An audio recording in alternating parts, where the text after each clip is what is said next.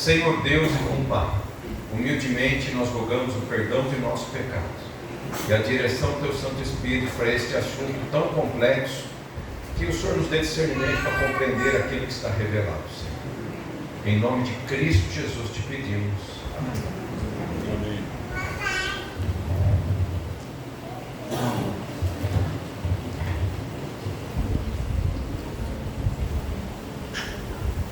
Eu vou começar a contar uma ilustração que eu aprendi ela há mais de 20 anos atrás. Eu creio que ela é uma boa ilustração para contar o que nós vamos falar. As ilustrações servem para aprender. Então vou começar com a ilustração para depois a gente entender a teologia. Pense comigo no cupim. Não sei se você conhece, já viu na televisão, aqueles cupim que dá no pasto grande. A maioria acho que tem uma noção, né? Se você vai para o lado do Mato Grosso, tem uns lá que parecem um prédio, né? Então veja, vamos imaginar um cupinzeiro. Você é o dono da fazenda, do sítio que tem o cupinzeiro, mas você precisa derrubar o cupinzeiro com o seu trator, uma lâmina, para que você possa ter o pasto para o seu gado. É assim que fazem para a região do Mato Grosso. Mas você não quer que destrói o cupim. Se você chegar para o cupinzeiro e gritar assim: cupim, sai daí que vocês vão morrer, o que vai acontecer? Não vai acontecer nada. Ele nem entendeu o que você falou. Mas aí então tem um plano. Qual seria o plano? Você se transformar em cupim para ir lá avisar os cupins. Então olha só que tem uma questão. Você estiver disposto a ser cupim, vai ter que nascer como cupim, crescer em cupim, para eles aceitarem você como cupim. E nunca mais você pode voltar para a sua vida, nem para a sua família, nem para aquilo que você gosta de comer, passear, fazer, trabalhar, estudar. Vai ter que ser cupim para o resto da vida.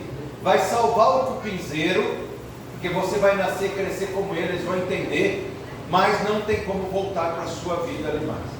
Se você entendeu isso que eu falei, é o que Jesus fez. Você começa a entender um pouquinho da encarnação. Ele deixou tudo. Nós vamos estudar os 7 textos aqui para salvar este planeta apenas, de toda a galáxia e os outros que existem. E ele é carne e osso, apesar de ser Deus. Queridos, na meditação matinal de 1992, página 24, diz assim: o homem não podia servir de expiação pelo homem. Sua condição pecaminosa e decaída faria dele uma oferta imperfeita e um sacrifício expiatório de menor valor do que Adão antes da queda. Então, aquela primeira pergunta: mas o homem não podia morrer por ele, um anjo? Não. Somente o Criador satisfaria. Lembre-se que os anjos também caíram.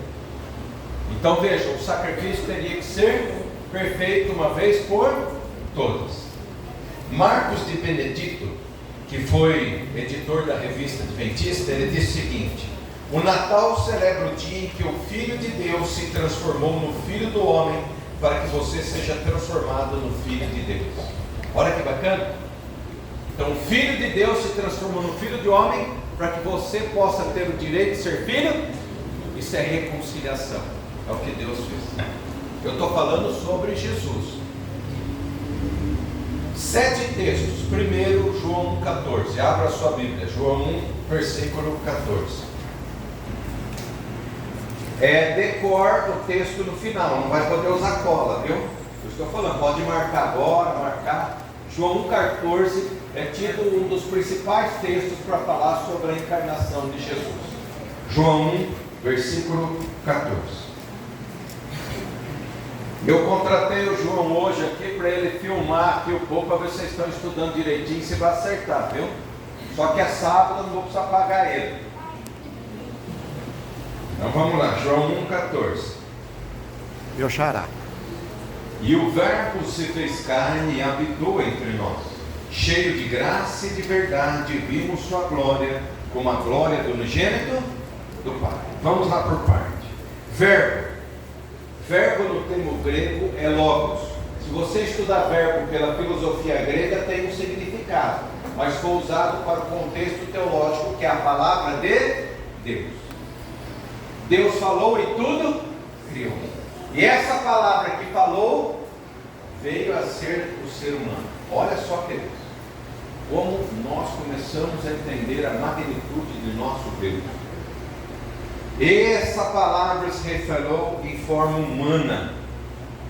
O que seria impossível para nós, Deus fez. Para Ele nada é impossível. E ainda mais, Hebreus 4,15 não é o segundo texto, só estou citando. Hebreus 4,15 diz assim: sem pecado. Se transformar em ser humano ainda sem pecado. Veja só, olha que beleza do texto. A próxima parte diz assim: se fez carne. A palavra se fez carne, do grego sarx, significa que ele se transformou carne e osso igual eu e você. Lembra depois da ressurreição, em Lucas 24? Tem um pedaço de peixe, pode me apalpar para ver? Sou carne e osso, não sou um fantasma. Por isso a gente não crê que a alma sai do corpo e depois vem visitar. A pessoa ressurreta é completa, é carne e osso. Vence nisso, mas sem pecado. A outra parte diz que habitou entre nós, do grego esquinel. É o mesmo texto que você usa lá em Êxodo. Deus falou: faça o santuário para que eu possa morar, habitar entre vocês. Deus veio habitar entre nós. O mesmo que aconteceu lá no esquinel, Deus pediu para o santuário fazer para que seja visível. Ele veio em carne e osso aqui também para nós. Próximo, cheio de graça. Cheio de graça, a palavra graça no grego é charis. Alguns usam para algumas interpretações, mas eu gosto mais dessa. O que é graça? A ação de Deus salvar o ser humano, isso é graça. Não tem valor, não tem preço, não tem nada. O que é graça? A ação de Deus salvar o pecador. Você falar que é um presente merecido, ele fica vago. A ação de Deus salvar, isso é graça. Só Ele pode fazer. Nós dependemos da graça de Deus totalmente nisso. Próximo, e de verdade. De verdade vem do grego aletheia, né? Tem gente que chama aletheia. Relacionado com Deus. Graça é Deus, é a essência de Deus, do caráter de Deus. Por isso Jesus é verdade. A tua palavra é verdade. Conhecereis a verdade vos libertará. Aparece no Novo Testamento a palavra aletheia para a verdade 109 vezes. Próximo, vimos a sua glória. Glória aqui significa revelação de Deus. Veja, Jesus ele não mostrou a sua glória. Duas vezes aparece ali, uma no Monte da Transfiguração e outra vez quando ele foi preso. Parcialmente a sua glória. Quando ele foi preso, o que aconteceu com as pessoas? Caíram como? Desmaiaram. Por isso, quando ele voltar com toda a sua glória, eu tenho que ser o quê? Transformado, senão eu sou o quê? Morto pela glória de Deus.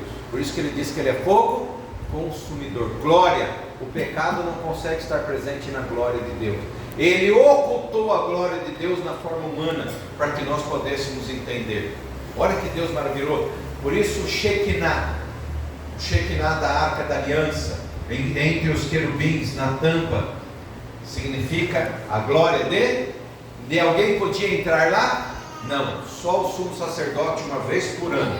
E ainda amarrava uma cordinha com um sino nele, porque se ele não tivesse puro e o povo intercedendo por ele, a cordinha era para puxar ele, porque ninguém, quem entrasse lá morria também. Não é ruim isso, é para mostrar a consequência do pecado que nos separou de Deus. E Deus diz: quando eu vier, vocês serão o quê? Transformados, com um corpo transformado, sem pecado. Queridos, como unigênito.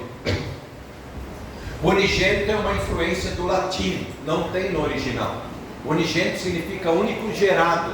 Jesus não é o filho único de Maria nesse sentido. O termo grego é monogenes, único da sua espécie, único do seu tipo. Ele é plenamente divino e humano ao mesmo tempo. Impossível para nós, mas possível para Deus. Preste atenção.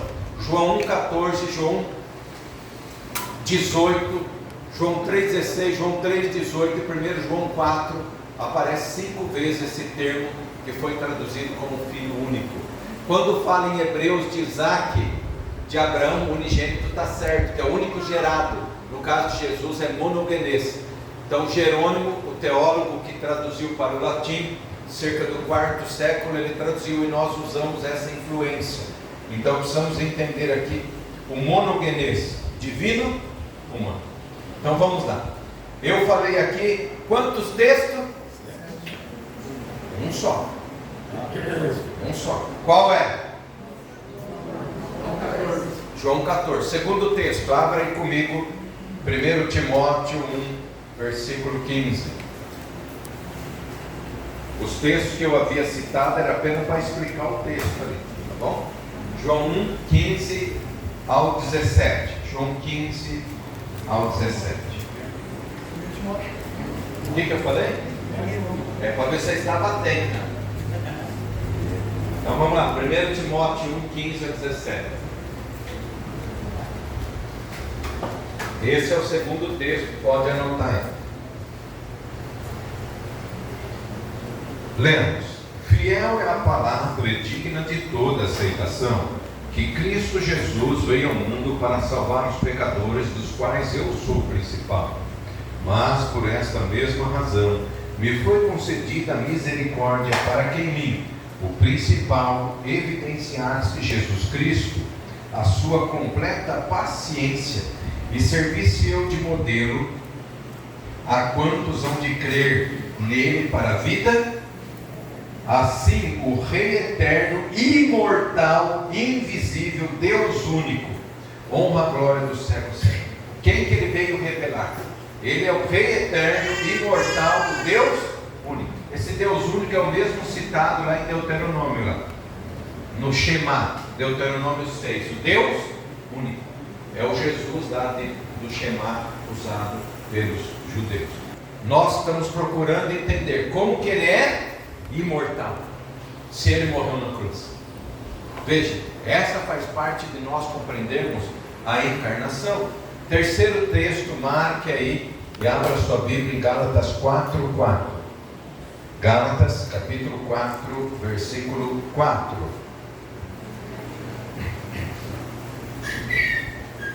Gálatas 4:4.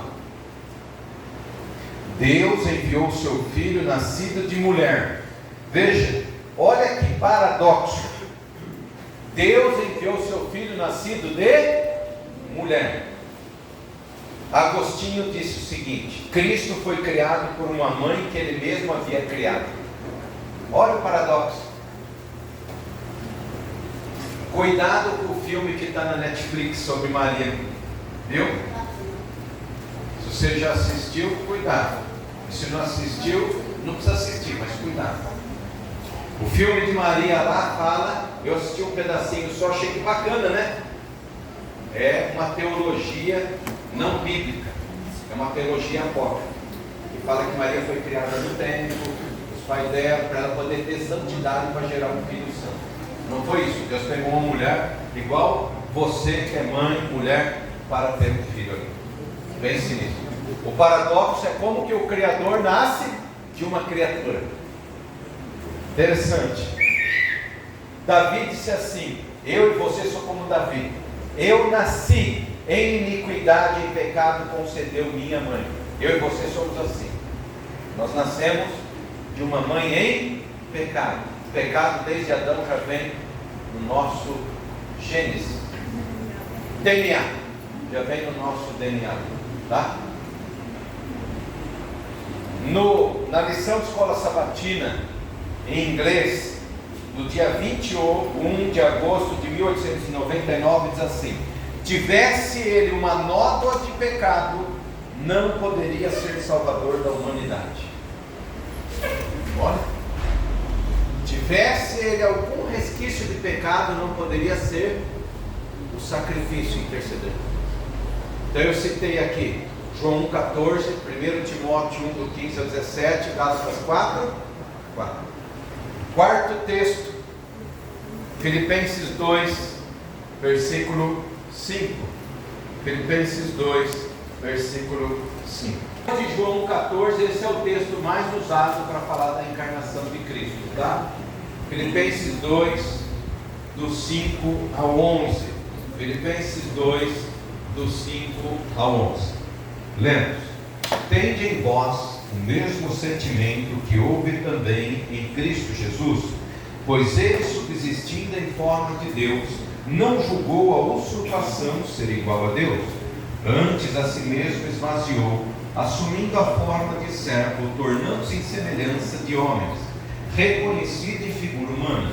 A si mesmo se humilhou, tornando-se obediente até a morte de cruz. Pelo que também Deus o exaltou sobremaneira, e lhe deu o nome que está acima de todo nome, para que o nome de Jesus se dobre todo o joelho, nos céus, na terra e debaixo da terra, e toda língua confesse que Jesus Cristo é Senhor, para a glória de Deus. A palavra usurpar significa que ele não tomou por força, por ser igual a Deus, da mesma natureza que ele esvaziou. A palavra esvaziar significa que ele mudou de função e não atributo de caráter. A função do quê? De Senhor para servo. Por isso, a ênfase de Jesus no seu ministério era o quê? Humildade. O lava-pés é um símbolo da humildade. Por isso que nós participamos da Santa Ceia e lavamos os pés para participar, porque é um símbolo da humildade, nos preparando para o corpo e o sangue de Cristo Jesus. Vimos que o Criador se torna criatura em semelhança humana, em figura humana. A mesma natureza nós, de carne e osso. É tão real a natureza que ele nasceu como um bebê, cresceu como uma criança, como um adolescente e morreu como um jovem.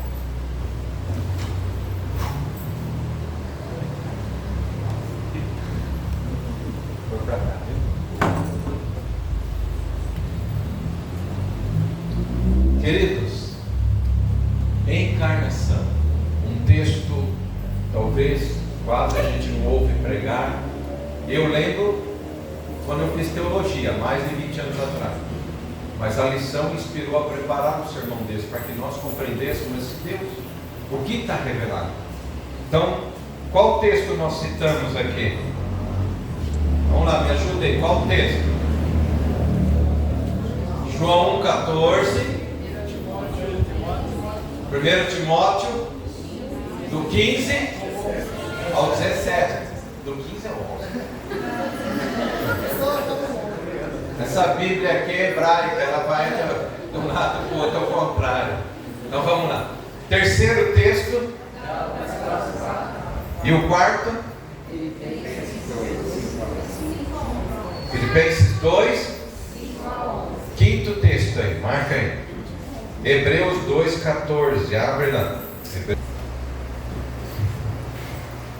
Olha, se você não tem esse comentário e ganha ele fala de Gênesis a Esther.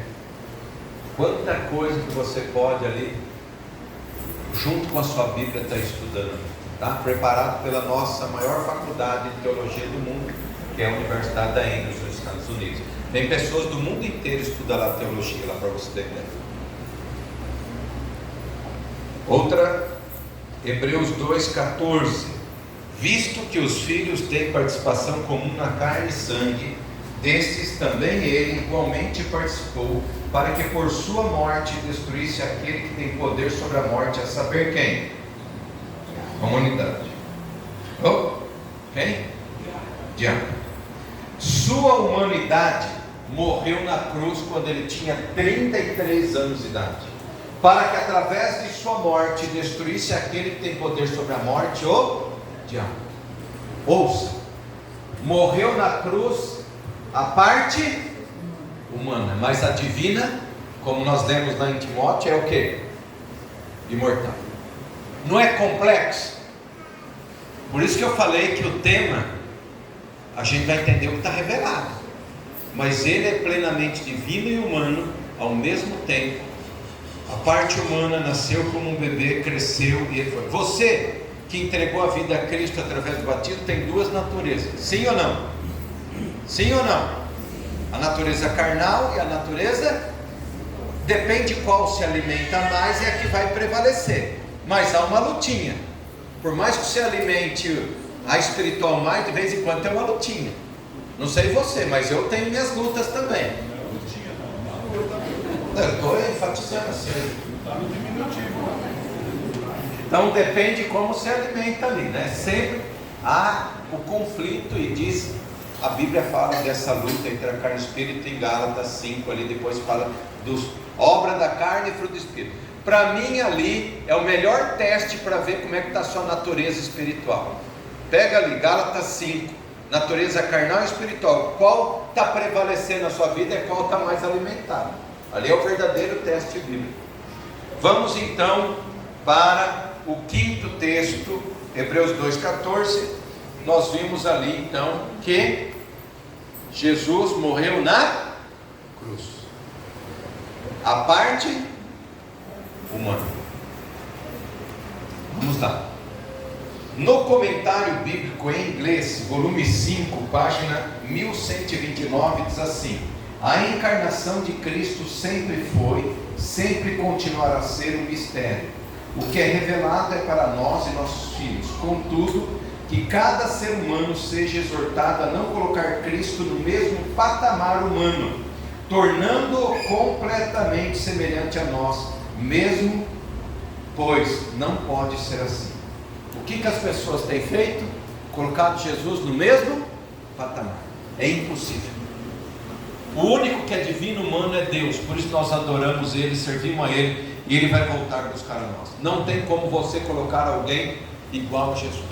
A ilustração do cupim está muito longe daquilo que é real, mas só para vagamente a gente entender o que Ele fez para nos salvar. O tamanho do amor de Deus, que é infinito. Lembra que eu, na minha ignorância, queria falar do amor de Deus, né? Em algumas páginas. Toda a Bíblia fala do amor e ainda é infinito o amor de Deus. Sexto texto, 1 João capítulo 4, versículo 1 ao 3. 1 João 4, do 1 ao 3.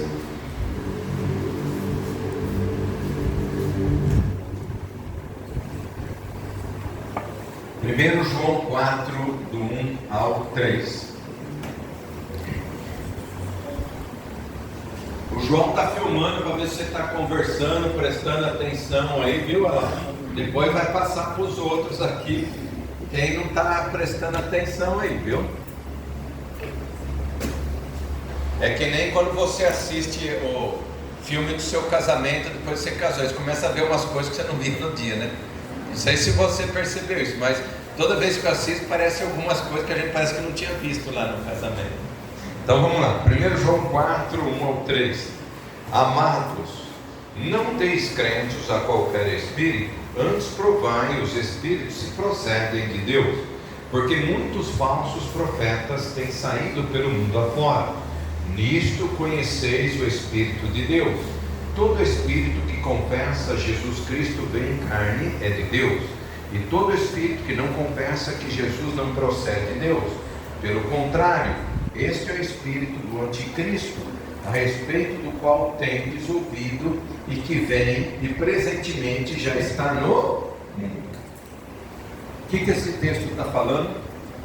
O gnosticismo não tinha no primeiro século, ele surge depois, mas a ideia já começou aqui.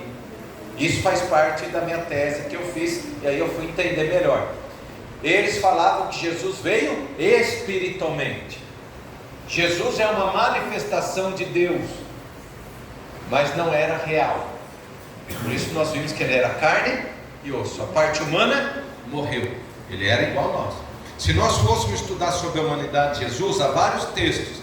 Diz que ele dormiu, ele teve sede, ele teve fome, ele chorou, teve angústia, ele orava, igual a nós, para nos dar o quê?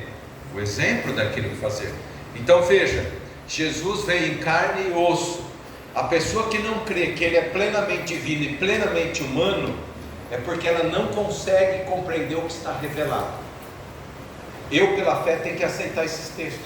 Tem como eu explicar Deus? Se eu explicasse Deus, eu seria Deus.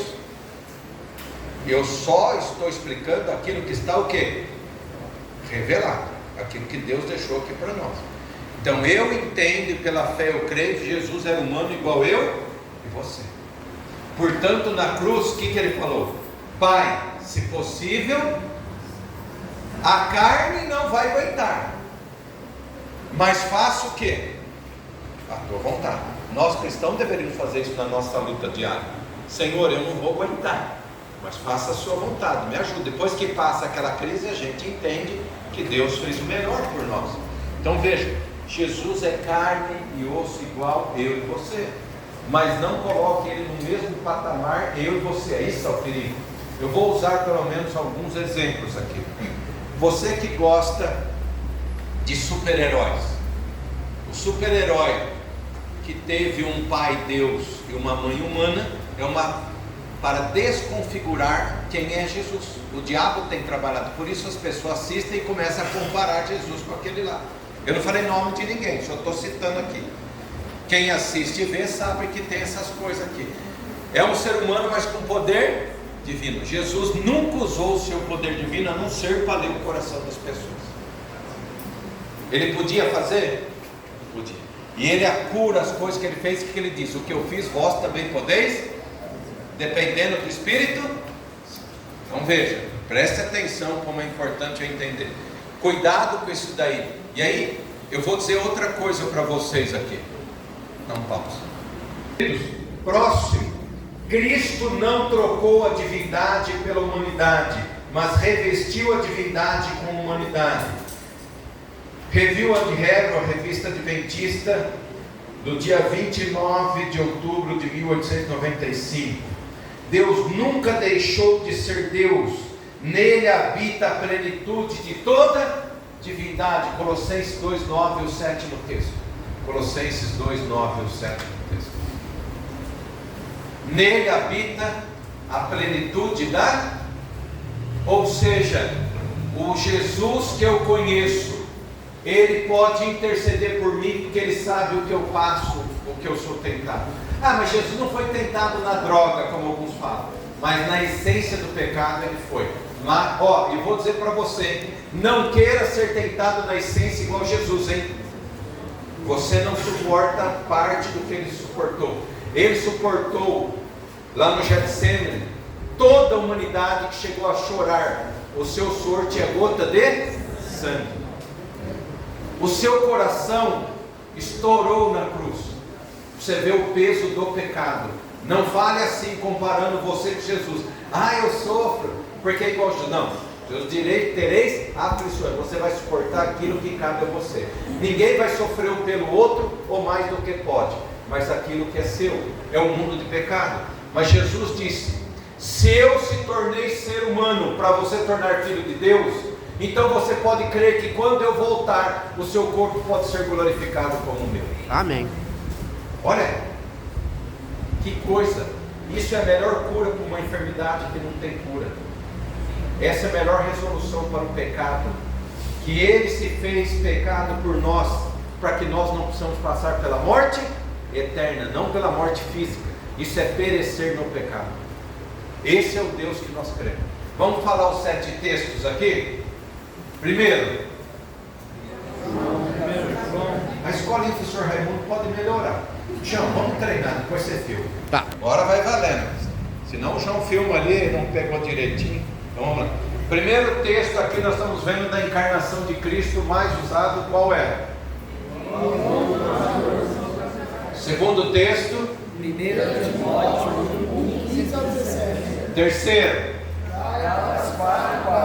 O segundo texto mais usado para a encarnação de Cristo é o quarto que nós falamos. Qual é? Filipenses 2, 5 a 11. Quinto texto. Hebreus 2, 14. Sexto. 1 João 4, 1 a 3.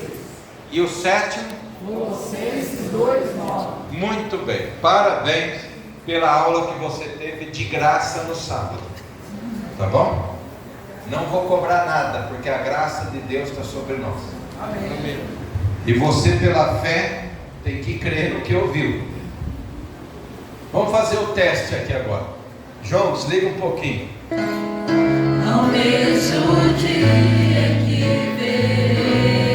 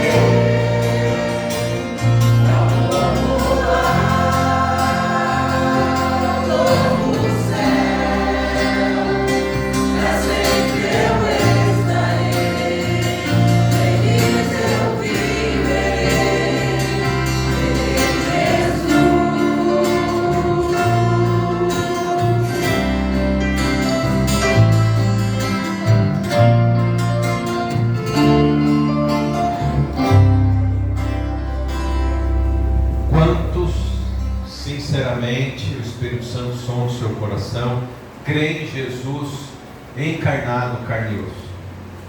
Vamos fazer uma oração.